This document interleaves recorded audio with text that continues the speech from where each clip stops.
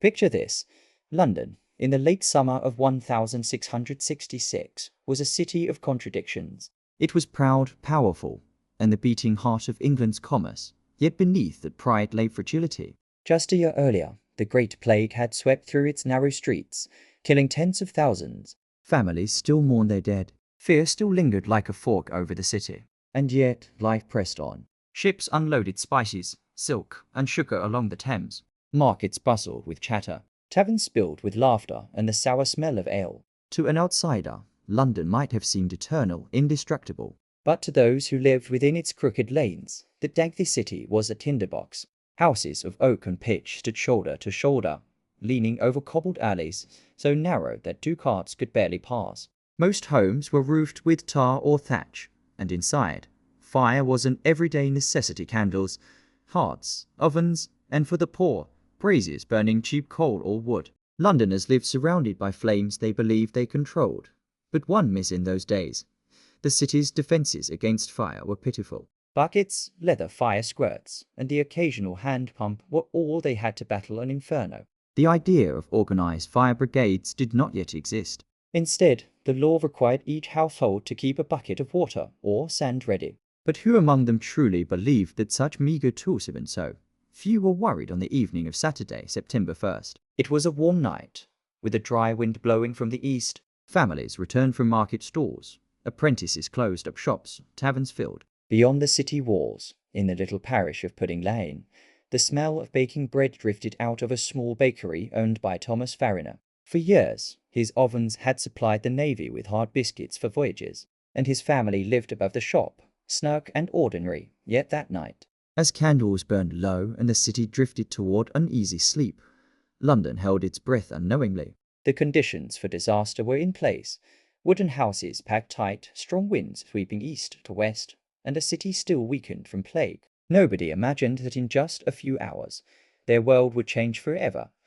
London, the mighty capital, was perched upon a knife's edge. It needed only a spark. In the early hours of Sunday, September 2nd, 1666, silence blanketed the parish of Pudding Lane. Most of London slept soundly. Yet inside the Fariner bakery, fire still glowed in the ovens. It was a routine so ordinary that no one thought twice about it. Bread had to be baked before dawn, and flames were always left to smoulder.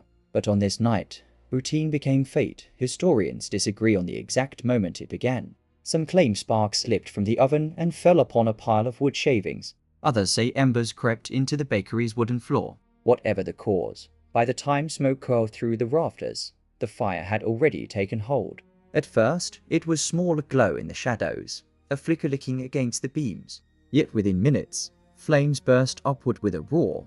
The Fariner family awoke in terror. Thomas Fariner, his daughter, and maid scrambled through the smoke, barely escaping onto the rooftops. Neighbors were roused by the cries, staring into the night as the bakery blazed like a torch. Some tried to form a chain with buckets of water, but the fire spurred them back. Sparks leapt from house to house as if alive, feeding greedily on the timber and tar. Soon, the fire was no longer confined to Pudding Lane. The wind, dry and relentless, carried burning fragments across the narrow alleys. Thatched roofs caught instantly. Wooden shutters ignited. In the space of an hour, what had begun as a single accident became a spreading menace, and yet, incredibly, there was hesitation.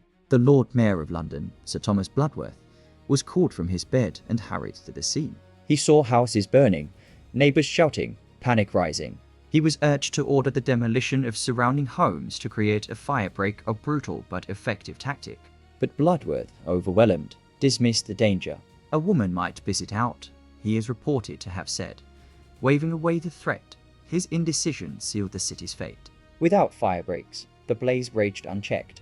As dawn began to rise over London, the fire leapt beyond Pudding Lane into the heart of the city. Shopfronts collapsed in showers of sparks.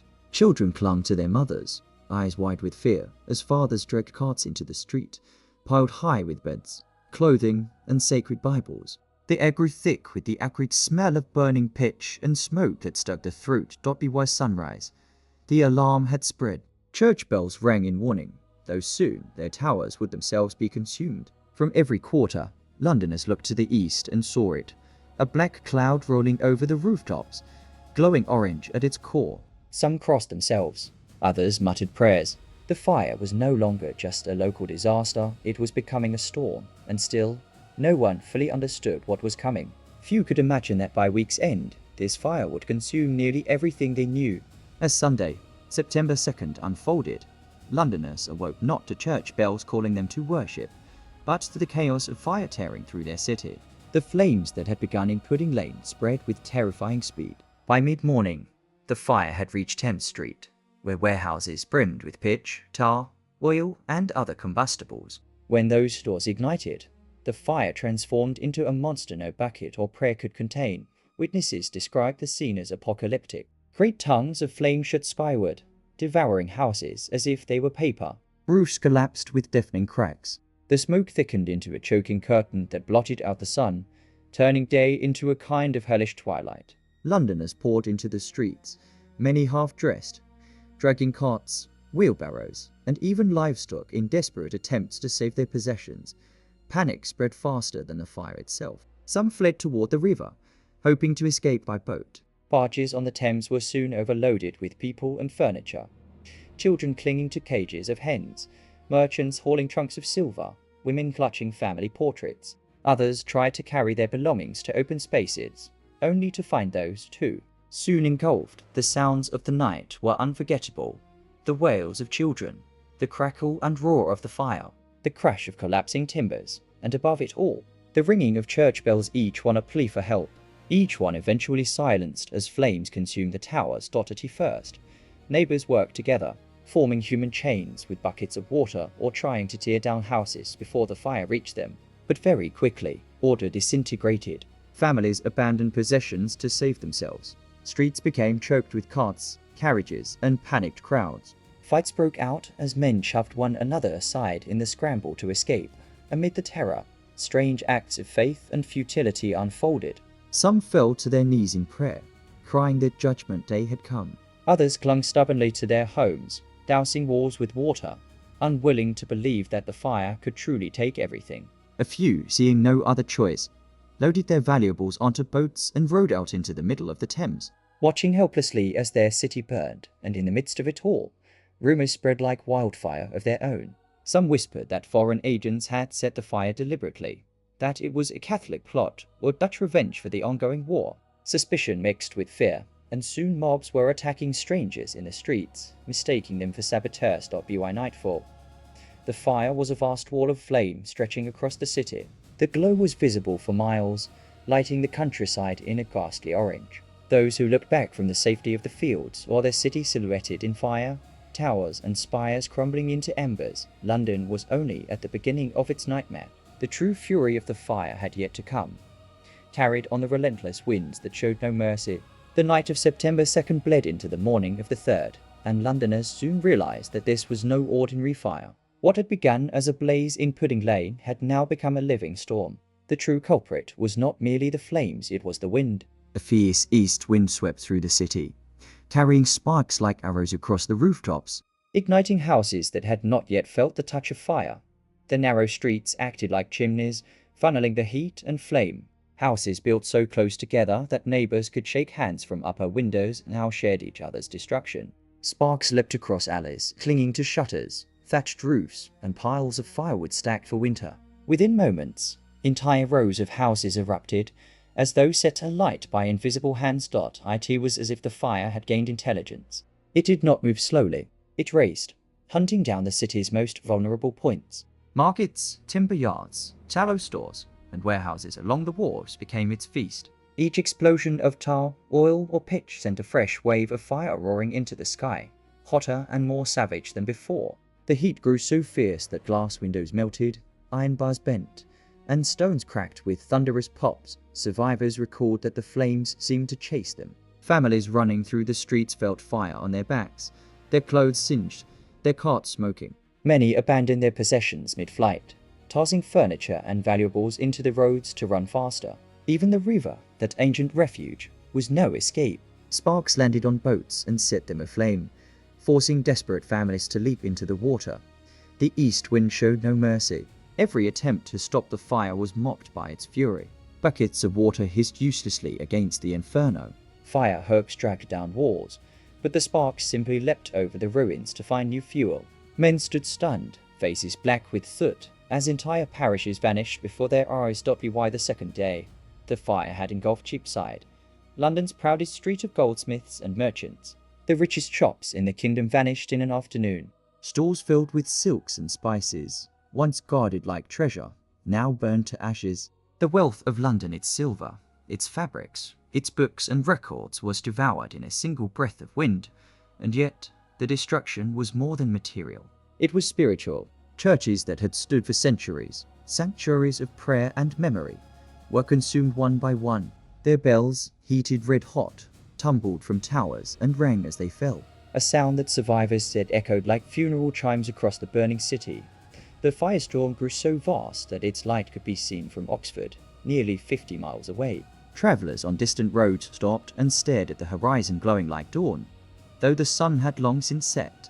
For those inside London, it seemed the end of the world had come. Still the wind howled, and still the flames leapt forward. The city of London, once the pride of England, was being eaten alive, and the worst was yet to come. By the dawn of September 3rd, the city of London was no longer merely burning, it was unravelling.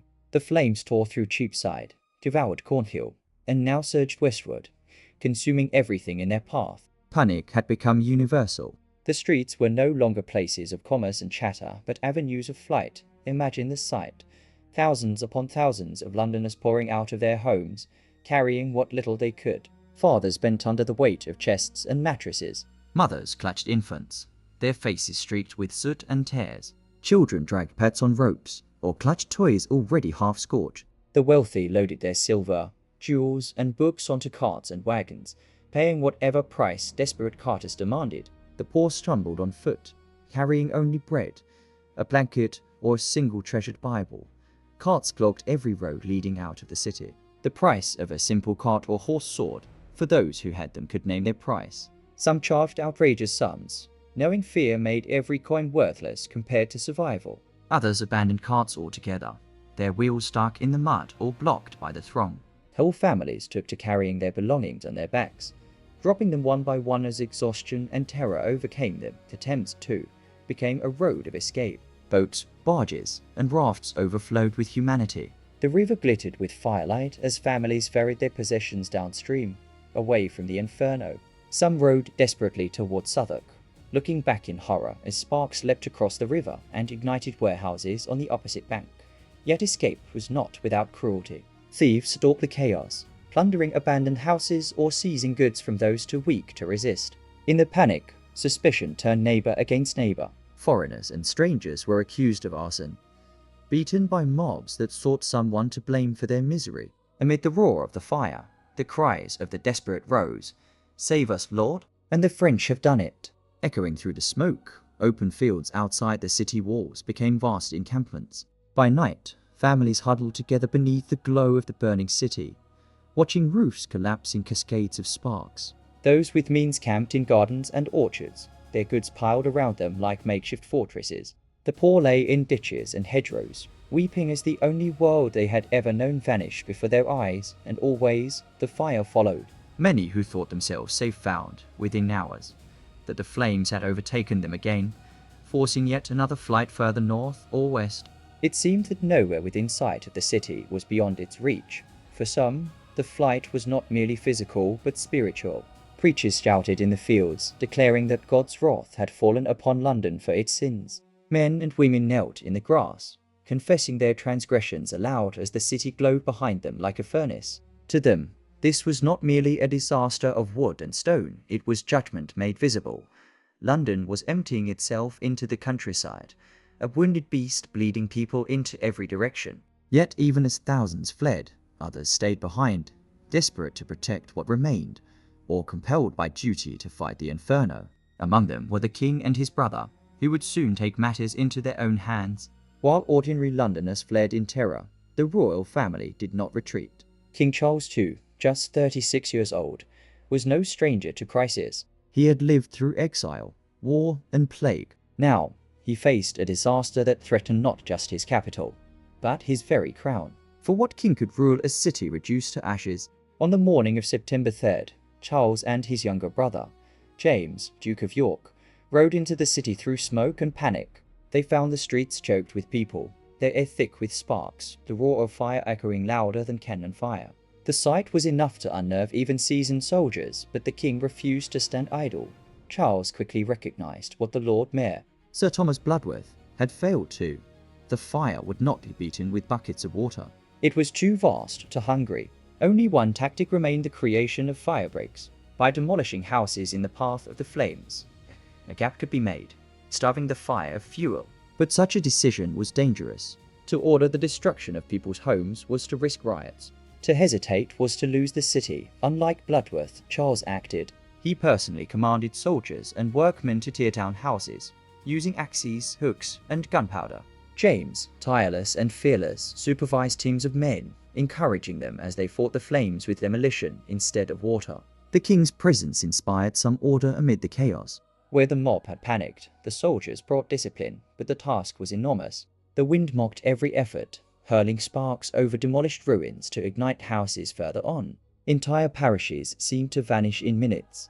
As the fire swept westward, noblemen, bishops, and merchants alike begged the king to save their streets, their churches, their possessions. Charles listened but knew he could not save everything. He focused on the living, not the dead stone of buildings. Still, the cries of despair weighed upon him.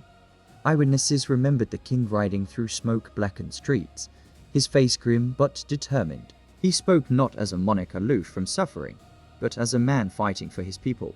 Work, pull them down, save the city, he shouted to laborers who staggered from exhaustion. And for a moment, hope flickered in the hearts of the people.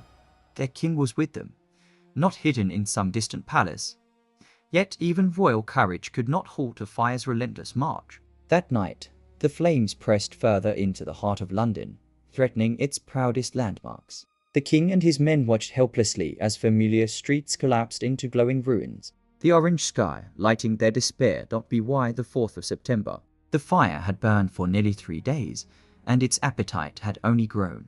Thousands were now homeless, the fields outside London groaning with refugees. And ahead lay one of the most terrible losses of all, the destruction of St. Paul's Cathedral, the very soul of the city. For centuries, St. Paul's Cathedral had stood as the towering heart of London's spiritual life. Its Gothic spire pierced the sky, visible to sailors approaching along the Thames. Beneath its vaults, kings and bishops had been buried, prayers whispered, psalms sung. To many Londoners, it was not just a building of stone and wood, but a symbol of God's presence in their city. Surely, they believed, the cathedral would endure even as lesser streets fell. But the Great Fire respected no sanctuaries. On September 4th, as the Inferno raged into its 3rd day, flames began creeping toward St. Paul's. At first, there was confidence it would stand. The old cathedral was built of stone, not timber, and its vast walls seemed strong enough to defy fire. To make matters worse, the churchyard had been used as a storage ground by booksellers. Great stacks of timber, paper, and printed books lay piled against the cathedral's outer walls, a feast for flames waiting to be lit. When the fire reached them, it was as though the cathedral had been wrapped in kindling. The books ignited in a fury, pages torn into the sky like fiery birds, carried by the wind to ignite more houses. The outer timbers blazed, and within hours, even the great stone walls began to glow red hot. Eyewitnesses described molten lead pouring from the roof like rivers of fire, flowing down Ludgate Hill. The heat grew so intense that stones cracked and exploded. Then came the unthinkable. The wooden roof beams caught, the vaulting gave way, and with a thunderous roar, the great spire of St. Paul's collapsed into the Inferno. The crash shook the city like an earthquake, sending showers of sparks across London. Those who watched from the fields fell silent, many dropping to their knees. To see their beloved cathedral destroyed was like watching the soul of the city consumed. John Evelyn, the diarist, wrote that the sight was like a hideous storm, and the noise like thunder, the stones flying like grenades, the lead running down the streets in a stream. He was not alone in thinking that London had reached the very edge of the world's end. For if St. Paul's could fall, what hope remained for anything else? The destruction of the cathedral became a turning point in memory, a wound carved into London's identity. Even hardened soldiers wept as they watched the collapse. The flames leapt higher, as if mocking the faith of those who thought stone could withstand divine fire. When morning came, only charred ruins remained where once had stood the greatest church in England. Columns toppled, Bells melted, tombs shattered dust and ashes where centuries of history had rested. The people of London could only stare in disbelief. The skyline they had known all their lives was gone, and still, the fire did not rest. With SD, Paws destroyed, the Inferno pressed further west, devouring street after street. London's destruction seemed total, and yet the flames burned on for another day, hungering until there was nothing left to consume. By the morning of September 5th, the Great Fire had raged for nearly 4 days. What began in a single bakery on Pudding Lane had become a monstrous inferno that consumed nearly everything in its path. The destruction of SD, Paul's Cathedral, had marked a spiritual breaking point, but the fire itself had not finished its work. London was collapsing into ruin. The proud streets of merchants, once bustling with wealth and chatter, lay buried under smoking rubble. Great warehouses along the Thames were gone, their goods reduced to ash or molten puddles. Noblemen's mansions, guild halls, taverns, schools all crumbled into charred skeletons of beams and brick. For miles, the city was a smouldering sea of ruins. Survivors spoke of wandering through landscapes unrecognizable. Streets that had been familiar since childhood had vanished, reduced to blackened wastelands. Landmarks by which Londoners had always guided themselves were erased. The city's very map seemed rewritten in fire and smoke. The scale of the disaster was staggering. 4/5 of the city within the old Roman walls had been destroyed. Nearly 90 parish churches gone. Over 13,000 houses reduced to ash. Entire communities wiped from memory in days. Some 70,000 people were left homeless, forced to camp in fields, meadows, and roadsides. The once mighty capital of England had become a refugee camp, and yet, amid the silence of ruins, the fire still burned. On the 4th day, driven westward by the wind, it threatened Whitehall itself, the seat of royal power. The king and his brother James ordered desperate fire breaks, pulling down buildings with gunpowder to halt the advance. At last, the winds began to shift. Mercifully, the blaze slowed, then faltered. Pockets of fire continued to smoulder, but the roaring tide that had swallowed the city was finally broken. The survivors emerged from their makeshift camps to survey what remained. Many found nothing. Streets where they had been born, where their families had lived for generations, were erased so completely that they struggled to recognize the very ground they stood upon. People searched through smoking ruins for scraps of furniture, for fragments of silver, for the bodies of loved ones lost in the chaos. The air was heavy with the stench of wet ash, scorched timber, and melted lead. Smoke hung like a veil for days, choking lungs and dimming the autumn sun.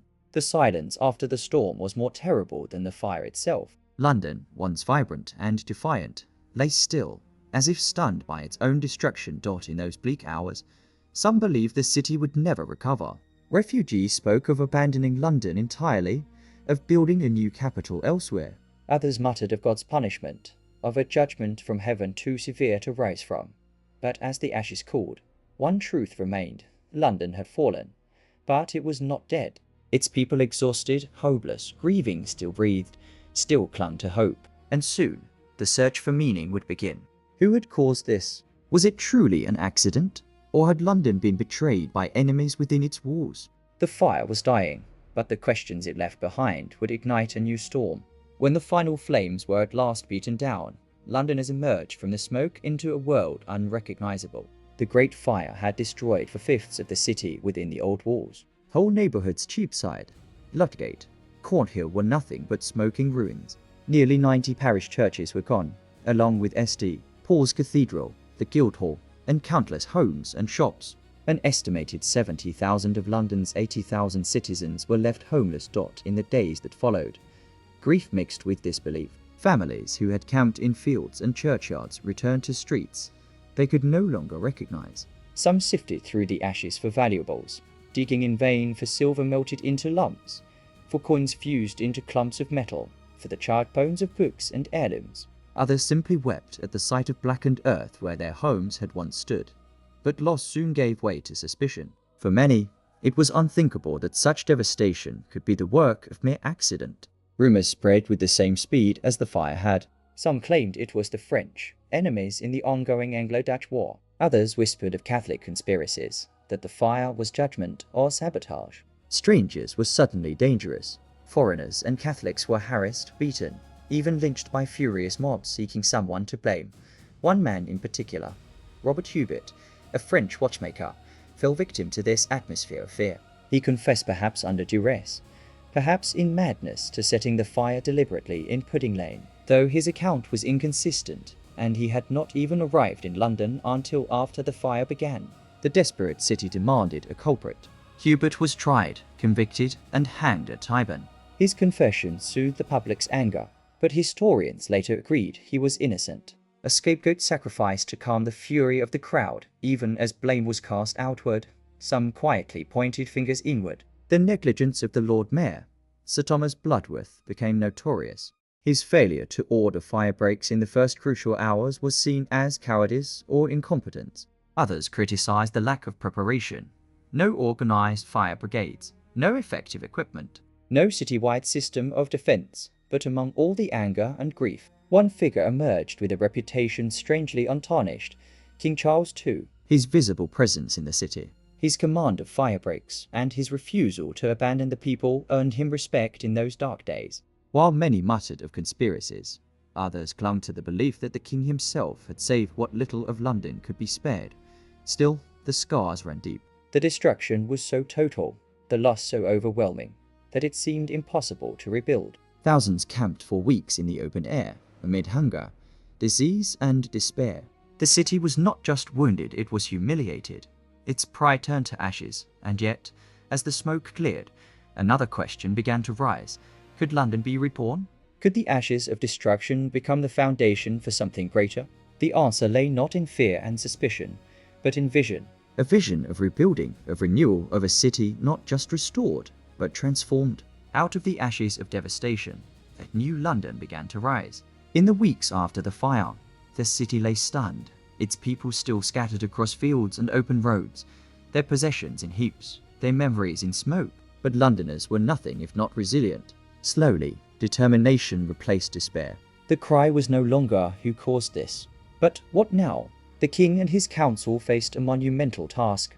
Not only had they to shelter tens of thousands of homeless citizens, but they also had to rebuild the very heart of England's capital. Plans poured in from architects and visionaries, each proposing a new London, grander and safer than the old. Sir Christopher Wren, already a rising star, offered perhaps the most daring vision: a city of broad boulevards, straight avenues, open squares, and stone buildings that would rival Paris or Rome. But reality was less forgiving. London was too vast, too full of private claims and ancient property lines to erase entirely. Though Wren's sweeping plan was never realized in full, his influence reshaped the city in profound ways. The most iconic project was his design for the new St. Paul's Cathedral, a masterpiece crowned with its great dome, a symbol that London, though scarred, would endure. Parliament acted swiftly. New building regulations forbade timber houses in the city, mandating brick and stone instead. Streets were widened, alleys straightened, and fire breaks made permanent in design. Slowly, shops reopened, markets returned, and the sounds of life once more echoed through London streets. But rebuilding was not just physical, it was spiritual. The fire had stripped London bare, erasing wealth, pride, and history in for short days. In its place, it left humility and hard lessons. The people learned that a city is not its buildings, but its people, and that resilience is forged not in times of plenty, but in the crucible of trial. In the years that followed, the Great Fire was remembered not only as a tragedy, but as a turning point. Out of destruction came renewal. Out of ashes came strength. London did not vanish, it adapted, rebuilt, and in time, grew greater than before. Today, when one walks the streets of London, the echoes of 1666 still whisper through the stones. The monument near Pudding Lane stands as a silent sentinel, its towering column reminding all who pass of the night the city nearly perished. And St. Paul's, with Wren's soaring dome, still dominates the skyline, a living testament that out of ruin can come rebirth. The Great Fire of London was a story of terror and loss, but also of courage and resilience. It reminds us that even in our darkest nights, when the world seems to collapse in flames around us, there is always the possibility of renewal. And so I leave you with this. What will you build out of the ashes in your own life? London rose again, stronger than before perhaps. So can you.